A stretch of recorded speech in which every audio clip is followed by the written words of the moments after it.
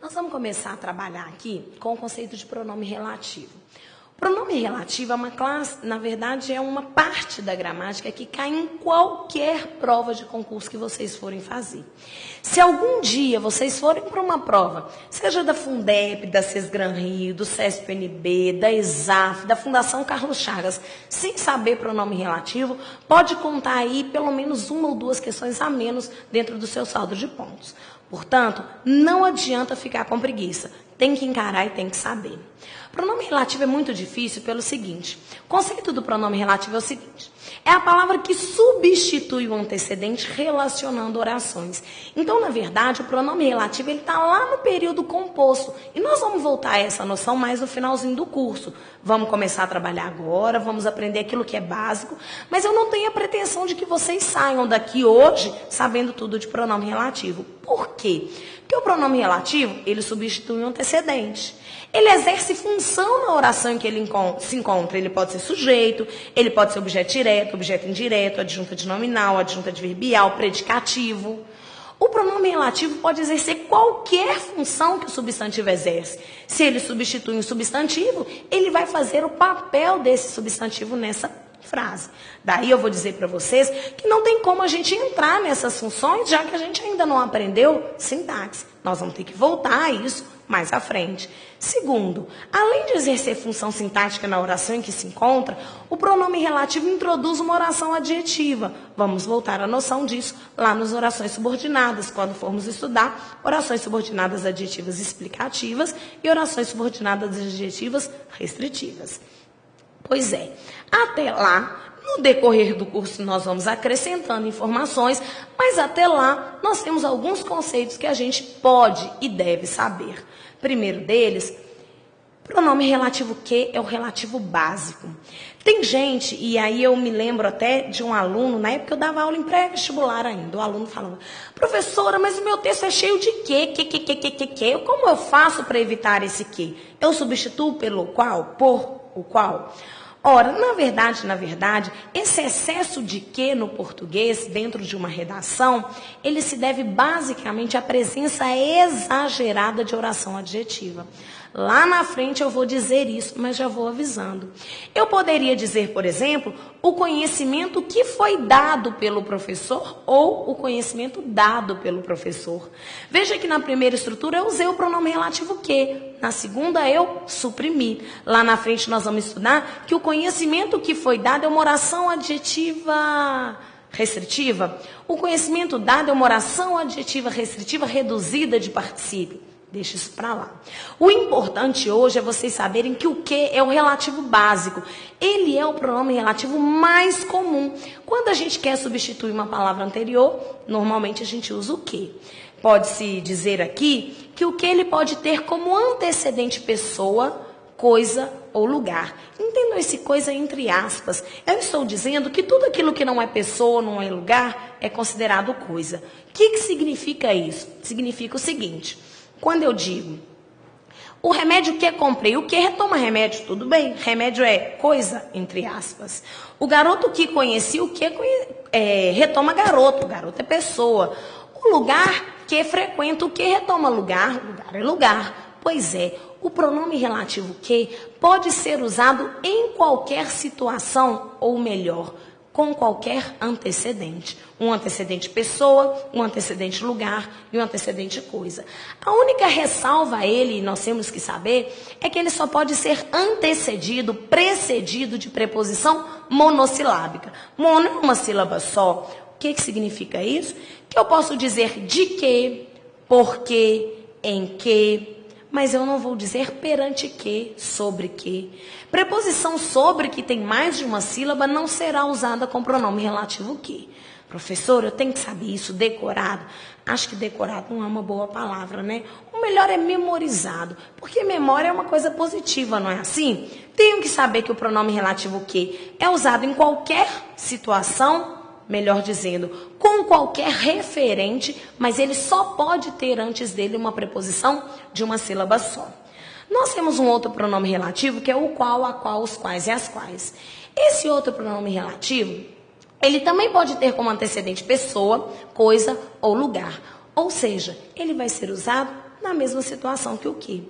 A grande diferença, e nós vamos trabalhar com isso lá na frente, é que o que ele não tem gênero. Eu posso dizer o garoto que conheci, o que retomando garoto que é masculino, ou a garota que conheci, o que retomando garota que é feminino. Já o qual, a qual, os quais e as quais não, tem gênero e tem número. Quando eu for falar de crase, nós vamos voltar nisso aí, eu vou dizer que normalmente, não é regra, nós vamos entender lá na frente, a gente não coloca crase antes de que. Tem algumas situações que se colocam, nós vamos trabalhar também. Mas antes de a qual, pode se usar perfeitamente. O que eu estou dizendo com isso? O que eu quero que vocês entendam com essa minha informação? Enquanto que é unissex, serve para retomar masculino e feminino, o qual, a qual, os quais e as quais não. Ele tem um gênero e um número determinado. Isso é importante, queridos, porque dentro de uma construção que eu tenho substantivos de gêneros diferentes, o qual ele desfaz a ambiguidade.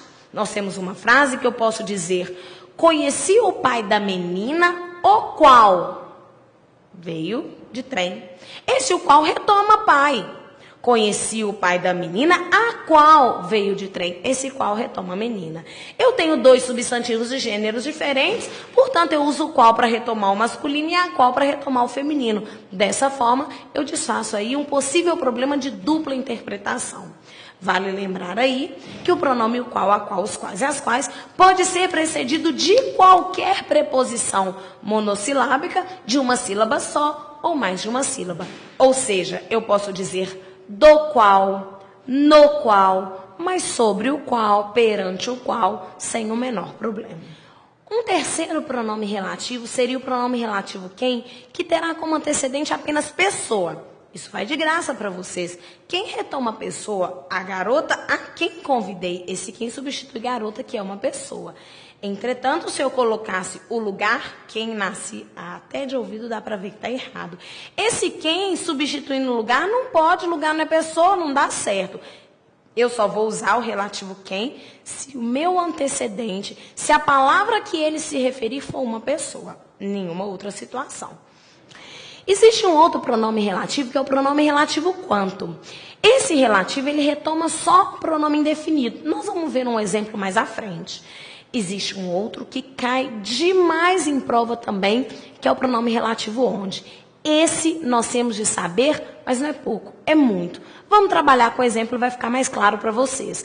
O que eu tenho de saber do onde? Primeiro, ele substitui lugar. Ele só pode ter como antecedente lugar. O lugar onde nasci, a cidade onde moro, o curso onde trabalho. Curso, lugar e cidade são lugares, portanto, onde está correto. Mais do que isso, o onde, além de substituir lugar, ele equivale a em que, no qual, nas quais, nos quais. Eu estou dizendo isso e parece uma bobagem agora, mas vocês vão precisar disso lá na frente. Onde eu usar o pronome onde, se eu for colocar o onde dentro de uma oração, eu tenho que entender que essa oração precisa pedir a estrutura em. Ou seja, o onde tem dentro dele o em. É como se fosse onde sinônimo de em que. Lá na frente nós vamos entender, dentro do exercício vai ficar claro para vocês. O último relativo, que seria o pronome relativo cujo, eu tenho que saber duas coisas. Cujo, queridos, tem flexão de gênero e de número. Eu vou dizer cujo, cujos, cuja, cujas. Ora, para que tem essa flexão? Esse ozinho no final do pronome, ele é um artigo que aglutinou o pronome.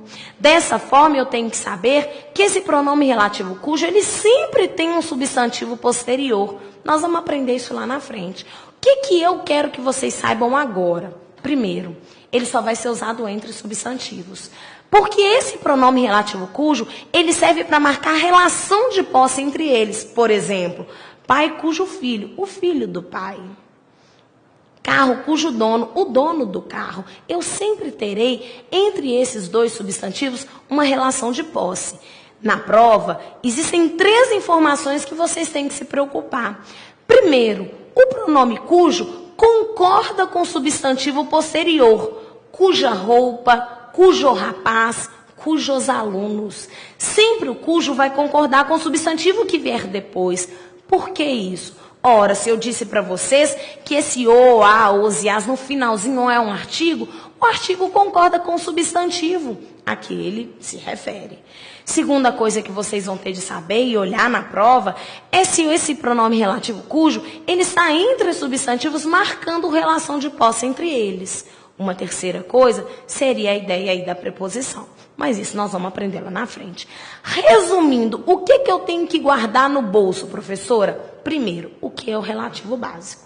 Ele substitui pessoa, coisa ou lugar e só aceita a preposição de uma sílaba só. Fechou? O pronome relativo qual, a qual, os quais e as quais, ele também substitui pessoa, coisa ou lugar e aceita qualquer preposição. O relativo quem substitui pessoa. O quanto, pronome indefinido. O onde, lugar. E o cujo será usado entre substantivos. Vamos tentar entender como que é isso dentro da frase.